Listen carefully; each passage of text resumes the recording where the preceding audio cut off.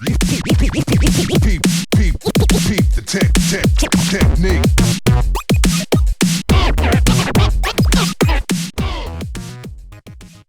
GGV2 offers a sequencer feature that lets you create synchronized video loops for your music. Each scene has its own sequencer, and you can access it by clicking the sequencer button in the scene panel. Once you're in the sequencer, sources are listed at the top of the panel, and layers are listed on the left side. To add a source to the sequencer, select a source in the scene panel, then double-click the timeline to place the source at the current step. You can extend a block by clicking and dragging its right side or move it by clicking and dragging.